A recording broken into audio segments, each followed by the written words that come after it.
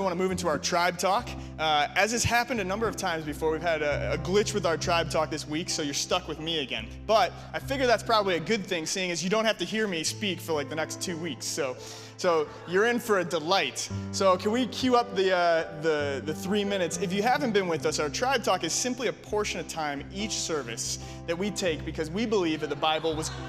Oh gosh, all right, fine.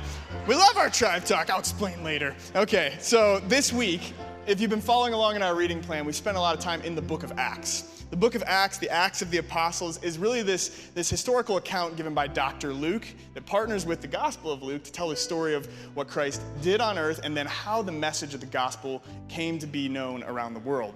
And the book of Acts is an incredible story of some people doing incredible things. And in that, we have Paul is one of the main and most foremost characters. Paul, who was Saul, this guy who was persecuting Christians, putting them in prison, murdering Christians, breathing murderous threats, it says, against the new church. His life was radically changed by Jesus. And he goes on to be the first missionary. And I want to look at a moment in Acts 17. Acts 17 tells the story of Paul in the city of Athens. How many of you guys remember like high school history, studying about the Greek world?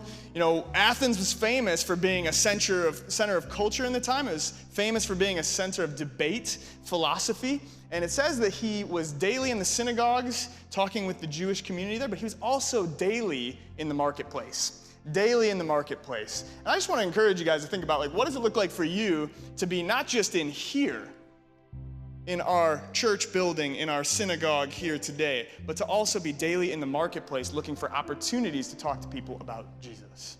Because that was Paul's heart. It was his desire. It was burning within him. He had a message to share, right? And each and every one of us is called to be a minister of the gospel. He tells us later, Paul himself writes that we have been given the ministry of reconciliation.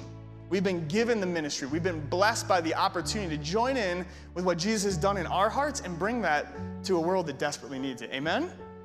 So Paul is daily in the marketplace talking with people. And I love this story because it goes on to say he met some Epicurean and Stoic philosophers. You know, the Stoic people were like, we feel nothing, and that's our key to enlightenment, right?